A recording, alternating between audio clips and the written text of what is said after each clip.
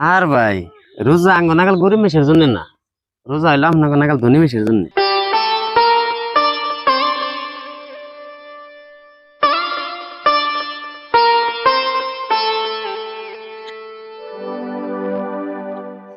আজান দিছে, নামাজ পড়তে যাবে না? হ্যাঁ এই যাইতেছি। নজাই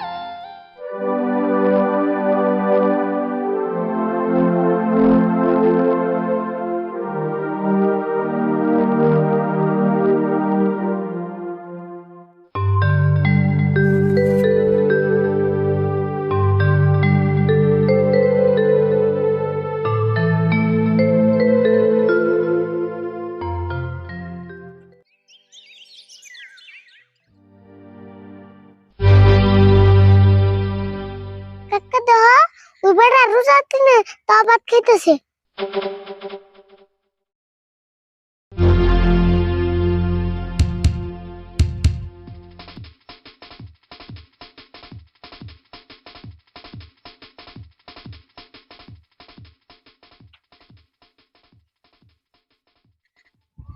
আসসালামু আলাইকুম। ওয়ালাইকুম আসসালাম। তাহলে বড় ভাই ইনু ভাই কি করতেছ? এই যে খেত কো পাইলাম, অত লাগছে দেখে গাছতলা বই অল্প জিরিতেছি। আমি না ভাত খাইতেছুন, আমি না ওন থেকে দেখলাম। কে ভাই রমজান মাস তাও রোজা রাখেন নাই কে? না ভাই, সারাটা দিন কষ্ট করি তো এই জন্য রোজা রাখা হারি না। কষ্ট করুন বুঝলাম, কিন্তু রোজার মাসে কষ্ট একটু কম করে হইলেও তাও রোজাটি রাখেন নাকি? আর ভাই রোজা আঙ্গ নাগাল গরিব মেশের জন্য না, রোজা হইলো আপনার নাগাল ধনী মেশের জন্য। এটা আবার কেমন কথা কইলেন ভাই? রোজা তো ধনী গরিব সবার নিকে আল্লাহ ফরজ করে দিছে। এই দেখুন আমার বাচ্চা এত ছোট মানুষ হয়েও তাও রোজা রাখছে। এই যে ভাই আপনি কইলেন যে রোজা ধনী গরিব সত্য নাকি ফরজ, আপনার একটা প্রশ্ন করুন ভাই, খারাপ পাবেন কি? না খারাপ আমাকে কি প্রশ্ন করবেন করুন। এই যে আপনারা যে রোজা রাখছুন, চেহারের টাইমে কি দেওয়াত খাইছুন? না আর কি দিয়ে খামো, মাছ দিয়ে খাইলাম, মাংস দিয়ে খাইলাম, আবার লাস্টে গোড়া গাখির দিয়েও খেলাম। হ্যাঁ লাস্টে কটা গাখির দিয়ে খাইছি। আচ্ছা বুঝলাম, আবার ইফতারের টাইমে কি দিয়ে ইফতার করবেন? ইফতারের টাইমে মনে করুন কয়েক রকমের ফল থাকবো, তারপরে শরবত থাকবো, পায়েস থাকবো, তারপরে ওনে খিচুড়ি থাকবো। আর খেজুর থাকবো, মানে মেলা কিছু থাকবো আর কি। তাহলে দেখুন, চেহারির টাইমে মাছ মাংস কত কিছুই না খাইছুন, আর আমি সারাদিন কষ্ট কইরা কি খাইতেছি দেখছুন। আবার সন্ধ্যার টাইমে ইফতার করে কত কিছুই খাইবেন, আর আমি খাইলে বড় বেশি কি খামো জানুন? আলু ভাজি দিয়ে কটা গরম ভাত। আর সেই জন্যই কইছি ভাই, রোজা গরিব মেশিন নিগে না, ধনী মেশিন নিগে। ভাই আপনার কথাটা আমি বুঝছি, কিন্তু আল্লাহ তালা আমাকে 12টা মাস দিছে কামাই রোজগার করবেন নাকি, তার মধ্যে থেকেও আমাকে একটা মাস আল্লাহর নামে আমরা দিয়ে না। বাইরে একটা মাস তো আল্লাহর নামে দেয়া নিয়ে যায়।